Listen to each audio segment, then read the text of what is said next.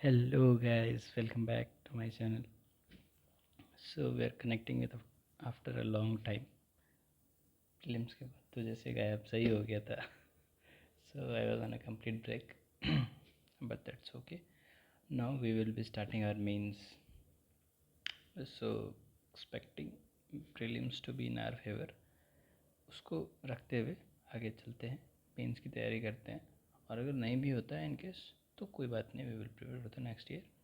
तो उसके लिए तो मेंस और करना ही करना है, तो ठीक है. Whatsoever with the result, हम लोग सिर्फ अपने मेंस पे फोकस करेंगे and we should be thorough with our mains preparation. Okay, so with that we will be moving forward.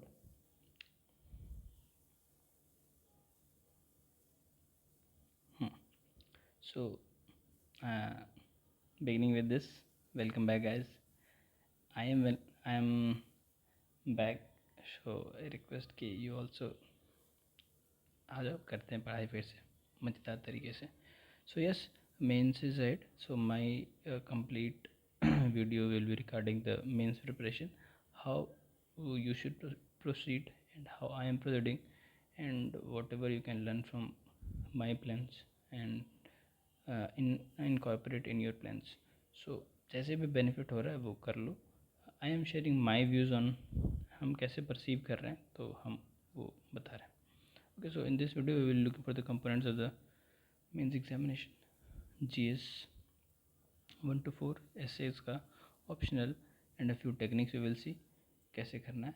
मेरे क्या plans हैं, how I am thinking of clearing mains, how I am preparing for mains, my daily routine, and what's my tomorrow target, जो मैं अब आज से फिर on daily basis I will start posting. Okay, so yeah, moving it. Components, ये this part as I कि मतलब मुझे लगता है कि सारे लोग जान रहे हैं जो प्रिपरेशन कर रहे हैं. देयर इज़ ऑप्शनल पेपर 1 और पेपर 2 होगा. So these are two very important papers. Yes, इसके स्ट्रेटजीज में मैं बाद में डिस्कस करता हूँ.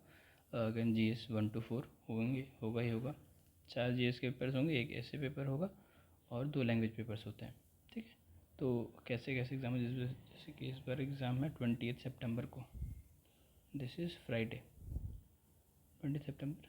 On Friday, on Saturday 21st, you will have GS1 in the afternoon, GS2, and 22 you will have GS3, GS4. और यहाँ पे ऐसे होता है 20 को ऐसे का पेपर होगा, उसका GS 1 2 3 4 ऐसे होगा.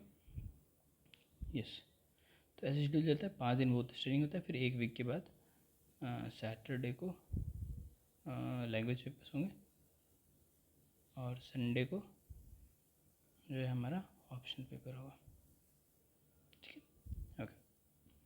Now moving to the GS1 to GS4. So in this papers, PYQs became very much essential, very much essential, क्योंकि यहीं से सारी परेशानी दूर हो जानी है. जो PYQs अच्छे से एनालाइज कर लेगा, PYQs को जब हम एनालाइज करते हैं तो एक तो हम ये समझते हैं कि क्या पूछ रहा है, on what things.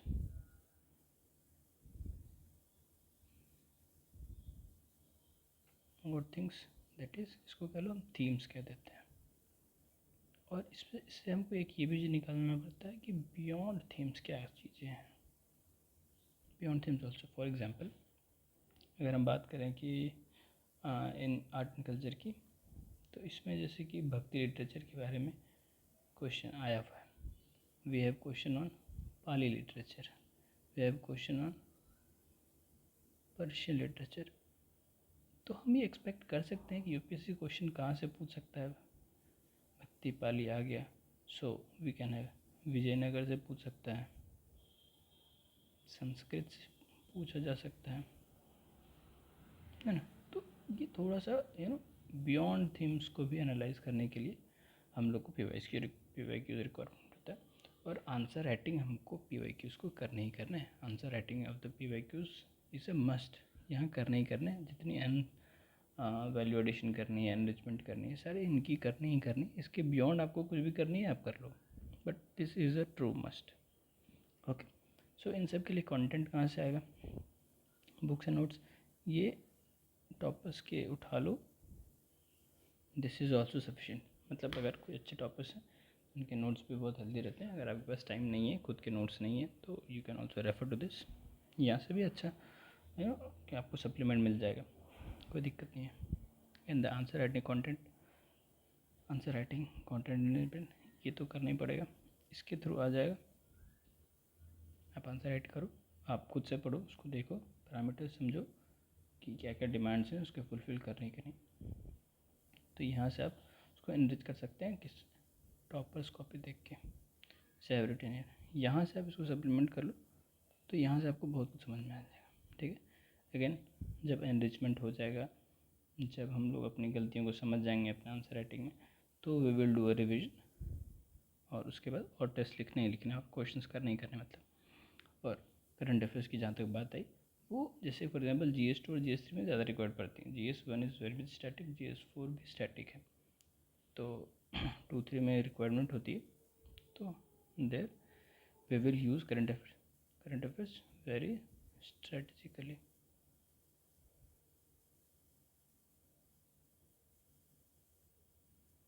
Sorry for this. Okay, so now moving forward. अब ऐसे का अगर इफ यू टॉक अबाउट ऐसे में देखो, ऐसे के लिए ज़्यादा परेशान नहीं होना है। जस्ट कि सबसे पहले रिकमेंड की टॉपर्स कॉपी पढ़ो, how they are writing so lucidly, इतना अच्छा फ्लो बन कैसे रहा, how what they are using, how they are using, इसको समझना बहुत ज़रूरी है। फिर हम लोग को PYQs देखने की किस टाइप्स की PYQs आ रहे हैं। Is it philosophical, is it kind of environmental, social, कैसे PYQs आ रहे हैं ऐसे में। तो इट्स मोर ऑफ फिलोसफिकल, तो हम लोग ऐसे समझेंगे, सीखेंगे, हो जाएगा। उसके बाद हम लोग ऐसे लिखने की प्रैक्टिस करेंगे। वंस इन अ वीक आप ऐसे लिखो, ऐसे good. Okay, moving forward. Optional papers 2 papers होते हैं। अब ऑप्शनल्स का क्या है कि इसको स्ट्रॉन्ग बनाना पड़ता है, इसके लिए बहुत मेहनत करनी पड़ती है, क्योंकि ये एक डिस्टिंग्विशिंग फैक्टर बन जाता है एग्ज़ाम्स में। क्योंकि जनरली GS सारे टॉपर्स सारे लोग पढ़ रहे हैं, अराउंड 14,000 लोग मेंस देंगे, everyone is reading GS, और मोर और लेस सब लोग सेम पढ़ेंगे।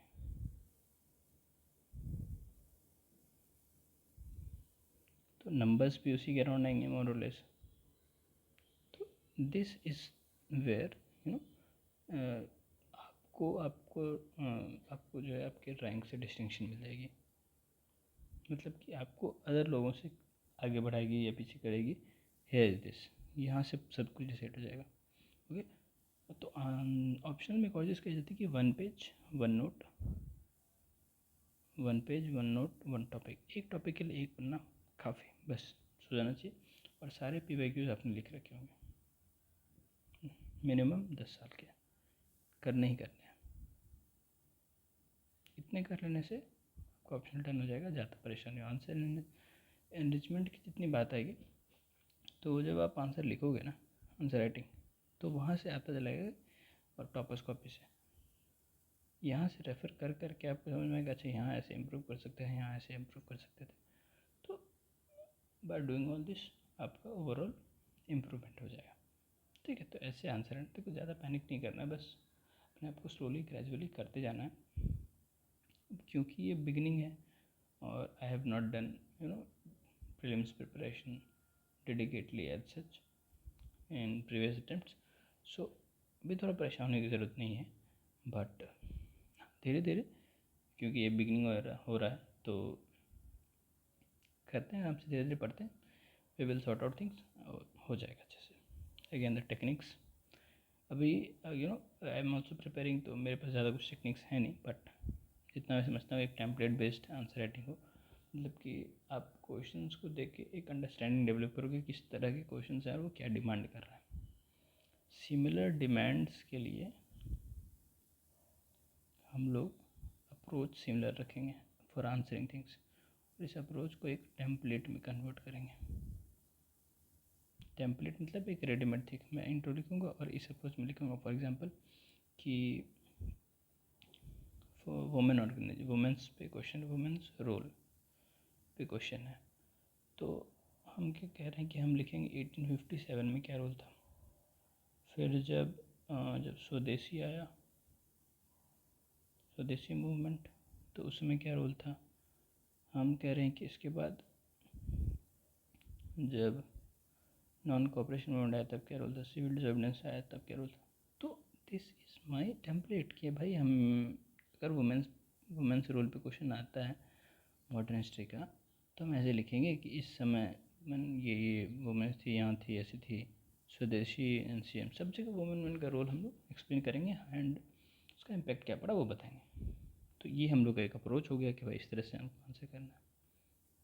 ओके, सो अब ये देखो टेक्निक्स बनाने के लिए आंसर टॉपर्स को भी देखना पड़ेगा, क्योंकि ये समझने के लिए ये टॉपर्स लिख कैसे रहे एक्चुअली। तो यहाँ से हम लोग यूज़ करेंगे टॉपर्स को। ओके, और ये बहुत इंपॉर्टेंट कोड जो है, writing is the gateway to services. अगर आप लिखोगे तो ही आप सर्विसेज में जा सकते हो, अदरवाइज मुश्किल है, क्योंकि mains is all about writing. So what are my plans, हम कैसे अप्रोच कर रहे हैं एग्जाम्स को। तो for GS and essay I have joined the conquer program of Satyam Jain sir. His YouTube channel is named as understand UPSC. ठीक है, इनका एप्लीकेशन जो है अंडरस्टैंड एग्ज़ाम्स के नाम से। तो ये बहुत अच्छे टीचर हैं, ही टीचर्स फैबुलसली। इनके प्रीलिम्स के भी यूट्यूब पे बहुत सारे वीडियोस थे which are very much helpful. तो अब मेंस का है, तो I have join the course, तो डेडिकेटली डिस्कशन, लेक्चर्स वगैरह सारा कुछ आता है, तो यहाँ से हेल्पफुल हो जाएगा। तो ये क्या सर इस कोर्स में क्या क्या प्रोवाइड कर रहे हैं, डेली आंसर राइटिंग, डिस्कशन, इस जो क्वेश्चन आएंगे उनके discussion, PYQ discussion and relevant content, also providing the content जो रिलेवेंट है, ज़्यादा नहीं, whatsoever is important. Again the optional part, optional में यस, ऑप्शनल में क्या है कि मैंने ऑप्शनल को टेस्टिंग नहीं ज्वाइन किया, बिकॉज व्हाट आई फेल्ट कि आंसर लिखने आना, लिखने का तरीका आना is more important then knowing the answer. तो इस तरीके को सीखने के लिए मेरा जो एम्फेसिस था, आई जॉइन द सुना इस प्रोग्राम। तो इसमें ये कर रहा है, बेसिकली चैप्टर्स हैं उसको एक ब्रीफ डिस्कशन कर रहे हैं, उसका फिर कह लो कि एनरिचमेंट वीडियो है, एनरिचमेंट कुछ क्वेश्चंस के थ्रू पीवाईक्यूज़ के। तो बेसिकली यहाँ भी पीवाईक्यूज़ ही है उसका, प्लस थोड़ा सा रिवीजन पार्ट है। तो ये एक ओवरऑल मेरे हिसाब से मेरे को ये ठीक लगा। बहुत जगह बहुत कोर्सेज चल रही हैं वो विद इवैल्यूएशन, विदाउट इवैल्यूएशन। मैंने कहा कि भाई पहले मुझे लिखने तो आ जाए, उसके बाद इवैल्यूएशन, नॉन इवैल्यूएशन, मेरे पास कंटेंट तो अच्छा बिल्ड हो जाएगा। तो that's why I have not joined other coachings, और मैंने कुछ वैसे ज्वाइन नहीं किया। बट इवेंचुअली अगर मुझे कुछ ऐसा लगेगा तो I think of it, but मैं अपने प्रिपरेशन पे थोड़ा ज़्यादा रिलाई करूँगा। ओके, ठीक है, मूविंग फॉरवर्ड। तो माय रूटीन क्या है, हम अपने लिए क्या प्लान कर रहे हैं रूटीन वाइज। तो optional reading and notes making, ये ऑप्शनल को करना ही करना है। ऑप्शनल का in total I am thinking of giving 5 to 6 hours on everyday basis. मुझे इतना करना ही करना है, जिसमें आंसर राइटिंग भी आएगा इसका, और इसमें वीडियो भी आ जाएगी ना, करना ही करना है।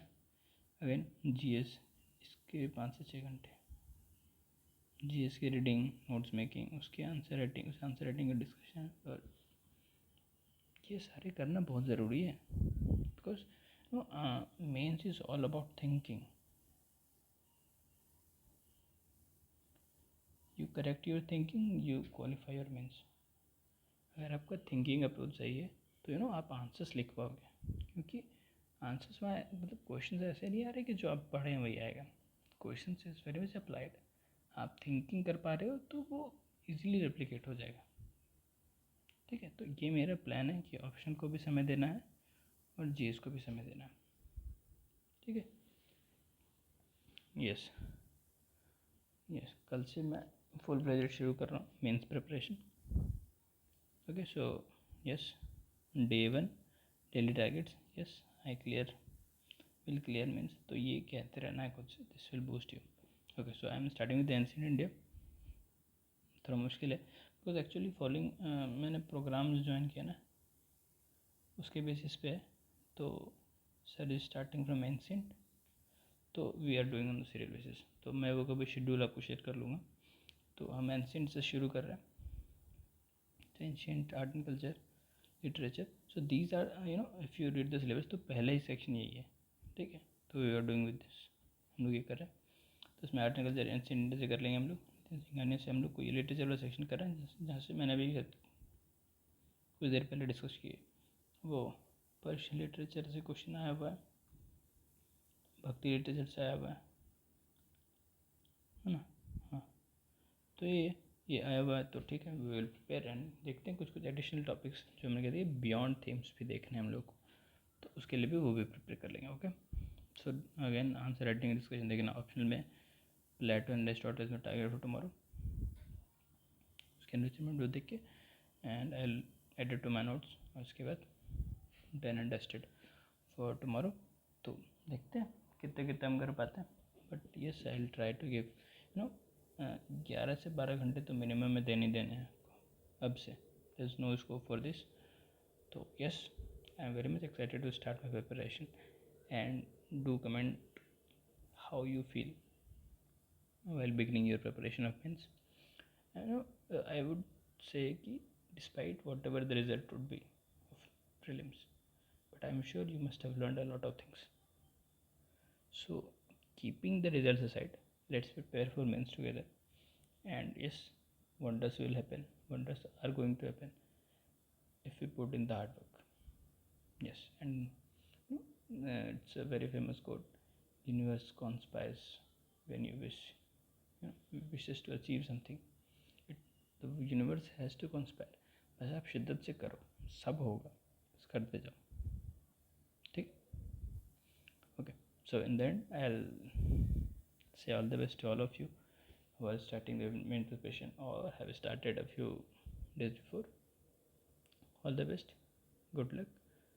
Yes, we will clear mains. All the best. Jai Hind.